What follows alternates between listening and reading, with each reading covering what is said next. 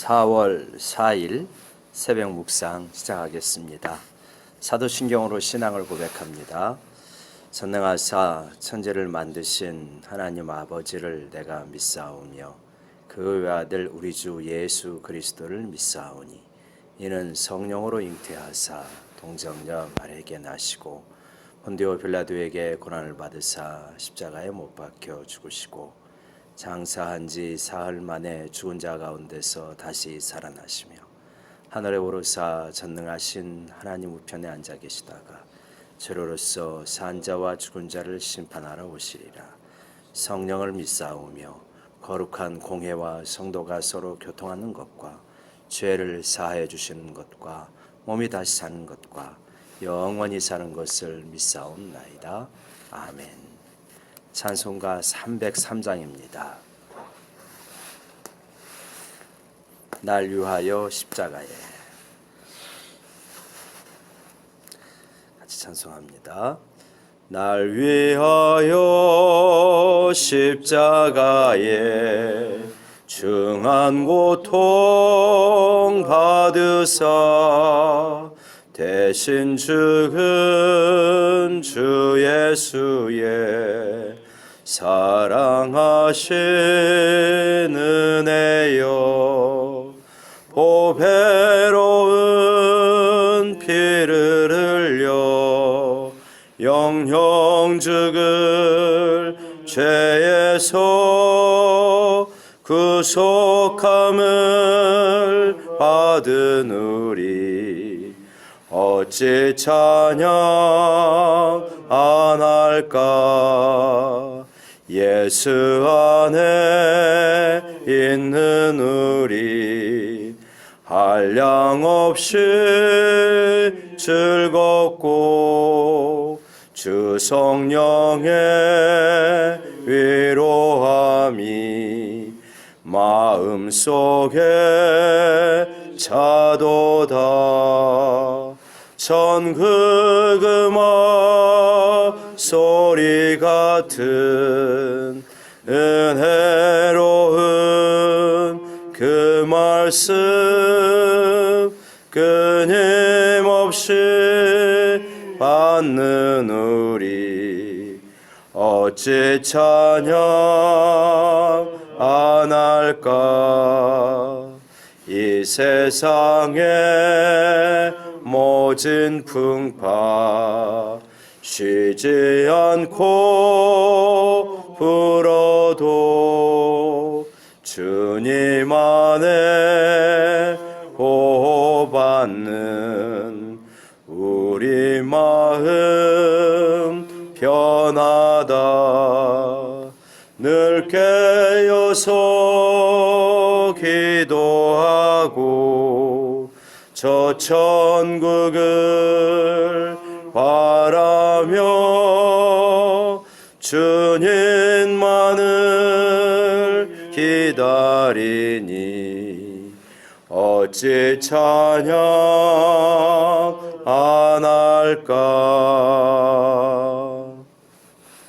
하나님 말씀은 마가복음 14장 12절부터 21절의 말씀입니다. 마가복음 14장 12절부터 21절 한 절씩 교독하겠습니다. 무교절의 첫날 곧 유월절 양 잡는 날에 제자들이 예수께 여짜오되 우리가 어디로 가서 선생님께서 유월절 음식을 잡수시게 준비하기를 원하시나이까 하매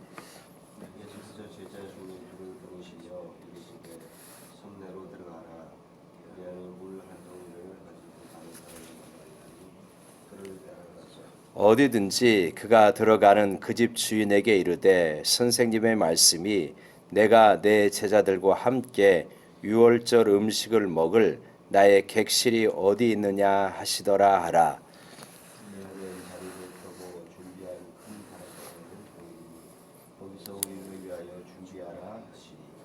제자들이 나가 성내로 들어가서 예수께서 하시던 말씀대로 만나 유월절 음식을 준비하니라. 다 앉아 먹을 때 예수께서 이르시되 내가 진실로 너희에게 이르노니 너희 중에 한 사람 곧 나와 함께 먹는 자가 나를 팔리라 하신대. 그들이 근심하며 하나씩 나를 아는지요 하고 말하기 시작하니 그들에게 이르시되 열둘 중에 하나 곧 나와 함께 그릇에 손을 넣는 자니라. 인자는 자기에 대하여 기록된 대로 가거니와 인자를 파는 그 사람에게는 화가 있으리로다. 그 사람은 차라리 나지 아니하였더라면 자기에게 좋을 뻔하였느니라 하시니라. 아멘. 예수님께서 십자가를 향해 가시는 길, 6월절에 어린 양으로서 십자가에 못 박혀 죽으시지 않습니까? 그거를 준비하시는 그러한 과정이죠. 유대인들에게 있어서 이 6월절이라고 하는 것은 아주 중요한 그러한 명절이다.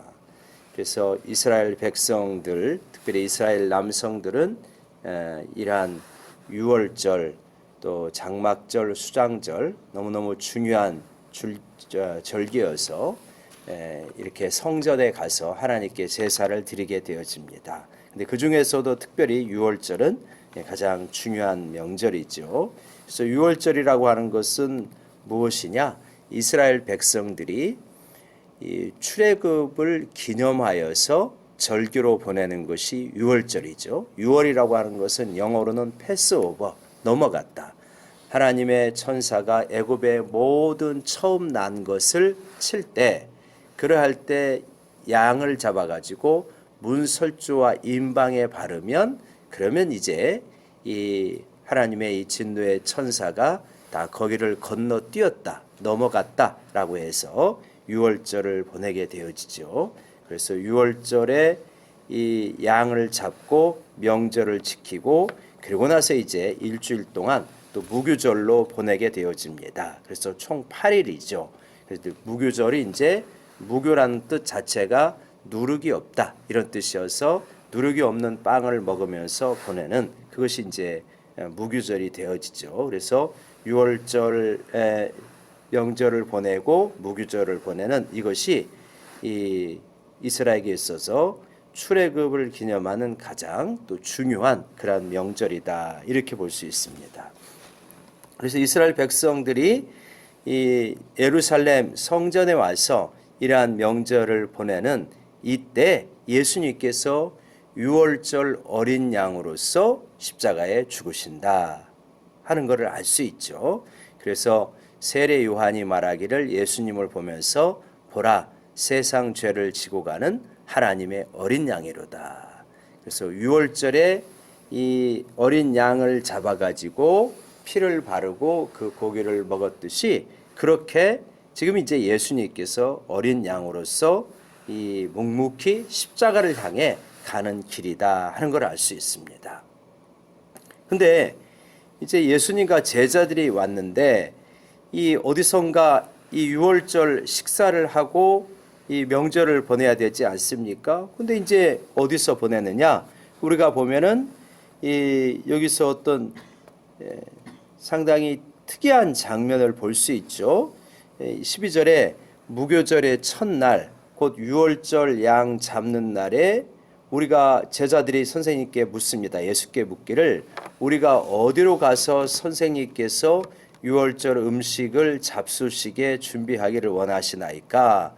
지금부터 2000년 전의 이야기니까 어떤 식당이라든가 숙소라든가 이런 것들이 충분하게 발달되지 않은 곳이죠. 그래서 예루살렘에서는 이 6월절 명절에 많은 사람들이 지방에서 올라오기 때문에 이들을 환대하고 그래서 6월절 명절을 같이 보낼 수 있는 그러한 장소를 제공하고 그런 것들이 많이 있었다고 합니다. 그래서 이러한 질문을 하는 거죠. 어디 가서 6월절 음식을 잡수시게 준비를 하겠습니까? 그랬더니 예수님께서 제자 둘을 보내시면서 성내로 들어가라. 그리하면 물 한 동이를 가지고 가는 사람을 만나리니 가가지고 선생님의 말씀이 내가 내 제자들과 함께 6월절 음식을 먹을 객실이 어디 있느냐 그렇게 물어보면은 안내를 할 것이다 이렇게 이야기를 하죠.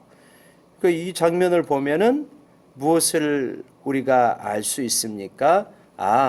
이 유월절 음식을 먹을 객실을 제공하는 사람하고 예수님하고 어떤 약속이 되어 있구나 하는 것을 미루어 알 수 있죠. 그 전에 아마 예수님께서는 유월절이 자신이 십자가에 못 박혀 죽으실 날이기 때문에 아마 굉장히 철저하게 이러한 부분들을 준비하신 것이다 하는 것을 우리가 알 수 있죠. 그래서 근데 이 물동이를 가지고 가는 사람을 만난다 했는데 그 물동이 지고 가는 사람이 많을 거 아닙니까? 어떻게 어떤 사람이 이 사람인 줄 아냐? 근데 이제 우리 성경에는 잘 표현이 되어 있지 않지만 물 한 동이를 가지고 가는 남자를 만나리니, 그러니까 이 사람은 눈에 띄는 사람이에요. 왜 그러냐면 물동이를 지고 가는 사람은 대부분 여자였기 때문에 물동이를 지고 가는 남자를 만나면 눈에 확 띌 수밖에 없다. 그래서 이 물동이를 지고 가는 남자를 만나려니 그를 가서 이렇게 말을 하면 그러면 안내를 해가지고 다락방을 보여줄 것이다. 이렇게 이야기가 되어 있다 하는 것을 짐작할 수 있습니다. 그래서 제자들이 가가지고 이제 그것을 준비하게 되어지는데 16절에 보면 제자들이 나가 성내로 들어가서 예수께서 하시던 말씀대로 그 사람을 만나 가지고 유월절 음식을 준비하니라. 그럼 유월절 음식은 뭐냐? 유월절 음식은 이제 어린 양을 잡고요, 누룩 없는 빵을 준비하고 쓴 나물을 준비합니다. 이게 쓴 나물은 이 이스라엘 백성이 애굽에서 보내었던 그 고통스러웠던 순간들을 기억하게 하는 거죠. 누룩 없는 빵도 마찬가지예요. 서둘러서, 누룩이라고 하는 것은 누룩을 넣어서 발효를 시켜야 되지 않습니까? 근데 이제 그 발효를 시키려면 기다려야 되는데 애굽에서 빨리 나가야 되기 때문에 누룩이 없는 빵, 그거를 먹게 되어지는 거죠. 그래서 누룩 없는 빵, 쓴 나물, 어린 양. 그러니까 어린 양을 잡아서 피를 바르고 그리고 어린 양을 먹고 그리고 이제 떠나게 되어지잖아요. 이 어린 양은 이 누구를 상징했냐면 바로 이제 인류의 구세주로 오시는 그 어린 양 예수를 이렇게 모형적으로 보여준 것이 바로 어린 양이다. 근데 여기에 이제 뭐가 있냐면 네 잔의 포도주가 있게 되어집니다. 그래서 이제 네 잔의 포도주하고 그 유월절의 음식은 보통 그렇게 어린 양, 누룩 없는 빵, 쓴 나물, 네 잔의 포도주. 네 잔의 포도주가 한 잔 한 잔 들어올 때마다 그 예식이 있습니다. 그거를 따라 가지고 유월절 음식을 먹고 이제 유월절을 보내게 되어지는 거죠. 그래서 이제 유월절 만찬이 제자들에게는 늘상 있는 어떤 유월절 만찬의 어떤 과정으로, 예전에는 자기들을 가지고 하고 이렇게 보냈지만 예수님하고 보내는가 보다라고 이렇게 생각할지 모르지만 사실 예수님에겐 이 유월절은 무엇입니까?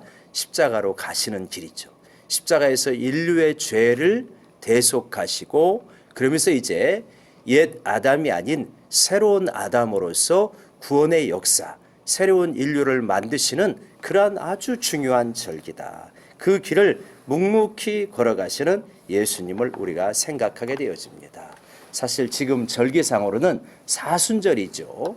이 예수님의 어떤 고난, 그리고 십자가의 죽음, 그 길을 묵묵히 묵상하는 기간인데 우리가 코로나19 때문에 이러한 부분을 잘 묵상할 수 있는 시간들을 전체적으로 갖고 있지는 못하지만 우리가 개인적으로 이 길을 묵상했으면 좋겠습니다.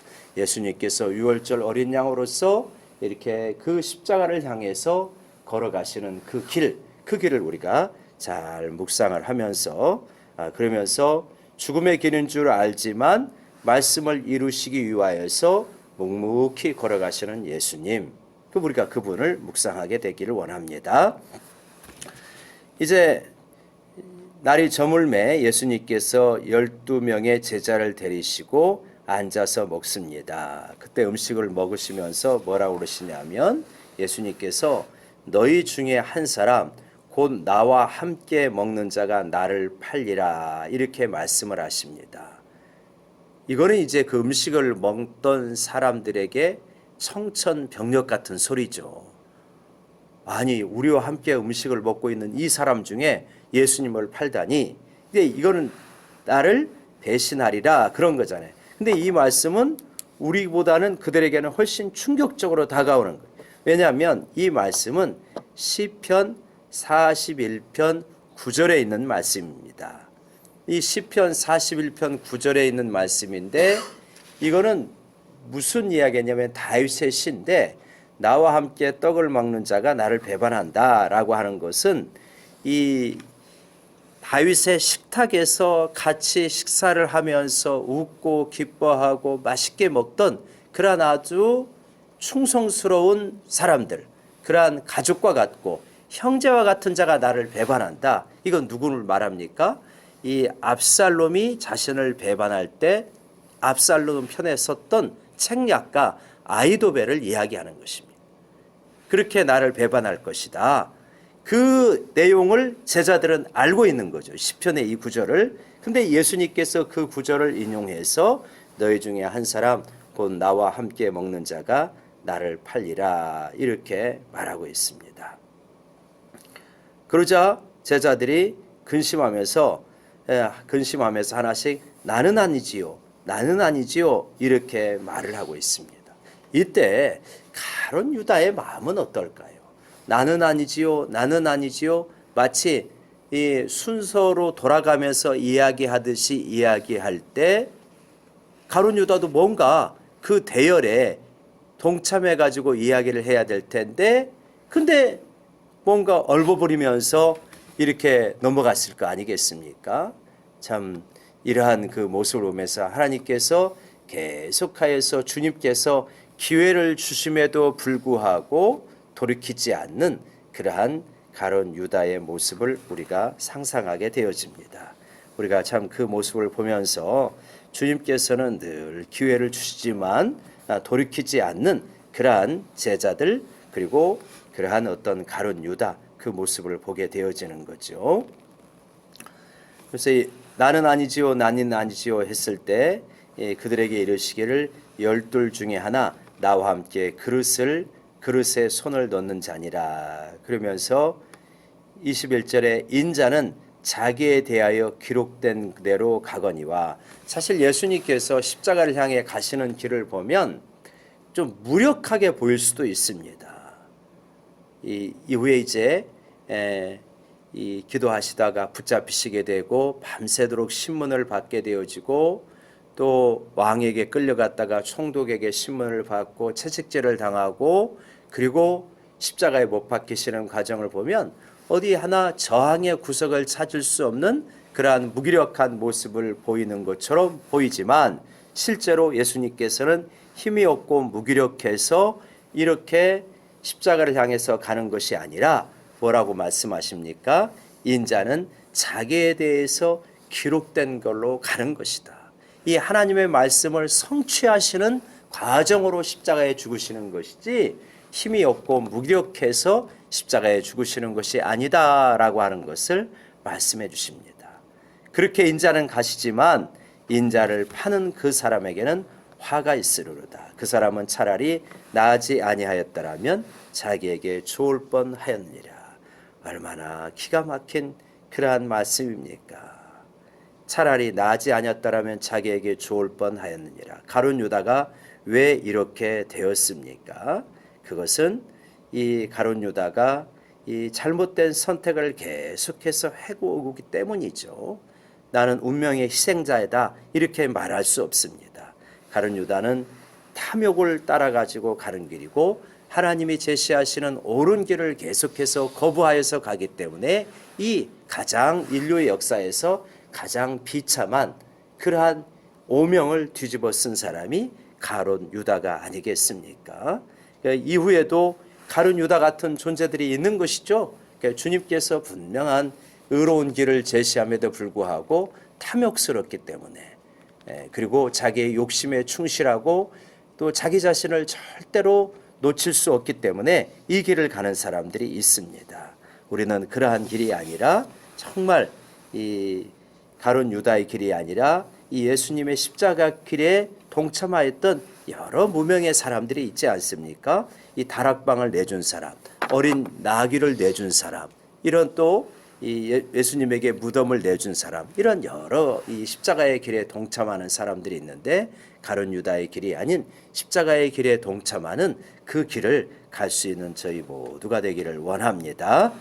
우리가 그러한 길이 이러한 사순절 기간을 생각하면서 우리가 걸어야 될 길이 바로 예수님의 십자가에 동참하는 길이다 하는 것을 우리가 적용하게 되어집니다.